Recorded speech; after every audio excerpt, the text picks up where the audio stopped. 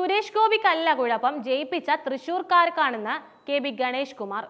ഭരത്ചന്ദ്രൻ ഇറങ്ങിയ കാലം കാറിൽ പോലീസിന്റെ തൊപ്പി വെച്ച് നടന്നയാളാണ്. കേന്ദ്രമന്ത്രി സുരേഷ് ഗോപിയെ ട്രോളി മന്ത്രി KB ഗണേഷ് കുമാർ രംഗത്തെത്തിയിരിക്കുന്നു. ഏറെ കാലമായി അടുത്തറിയാവുന്ന ആളാണ് സുരേഷ് ഗോപി. പറയാനുള്ളതെല്ലാം തെരഞ്ഞെടുപ്പിന് മുൻപ് തന്നെ പറഞ്ഞു കഴിഞ്ഞു. ഇനി പുതുതായി ഒന്നും പറയാനില്ല.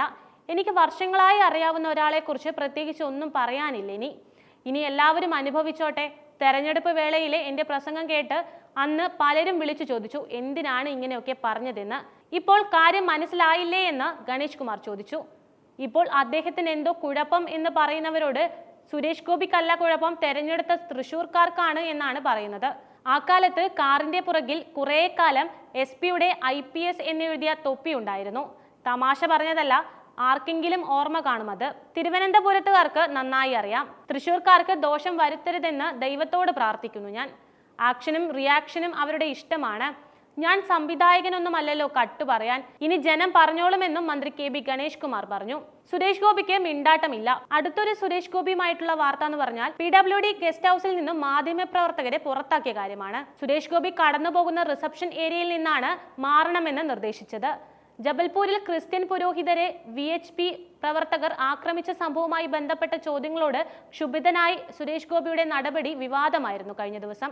ജബൽപൂരിൽ ആക്രമണത്തെക്കുറിച്ചുള്ള ചോദ്യത്തോട് അതങ്ങ് ബ്രിട്ടാസിന്റെ വീട്ടിൽ കൊണ്ടുവച്ചാൽ മതി എന്നായിരുന്നു സുരേഷ് ഗോപിയുടെ മറുപടി വന്നത്.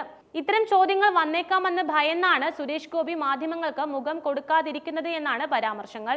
ജബൽപൂർ വിഷയത്തിൽ തൽക്കാലം മറുപടി പറയാൻ സൗകര്യമില്ലെന്നാണ് സുരേഷ് ഗോപിയുടെ പ്രതികരണം.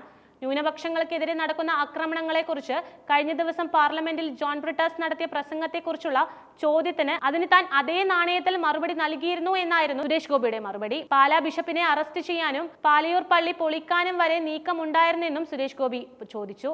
വഖഫ് ബിൽ മുനമ്പത്തുകാർക്ക് ഗുണകരമാണെന്ന് പറഞ്ഞ് സുരേഷ് ഗോപി വാദം ഉന്നയിച്ചിരുന്നു. ആ സംഭവത്തിൽ കാത്തിരുന്ന് കാണാമെന്നായിരുന്നു സുരേഷ് ഗോപിയുടെ മറ്റൊരു വാദം. ഈ പ്രതികരണങ്ങൾക്കെതിരെ രൂക്ഷമായ രീതിയിലാണ് പരാമർശങ്ങൾ വരുന്നത്. ഇതിനിടെ സുരേഷ് ഗോപി ഭരത്ചന്ദ്രൻ IPS-ൽ നിന്നും ഇറങ്ങി വരുന്നില്ലെന്നാണ് സാമൂഹ്യ മാധ്യമങ്ങളിൽ ഏറെ പേരുടെയും പ്രതികരണം.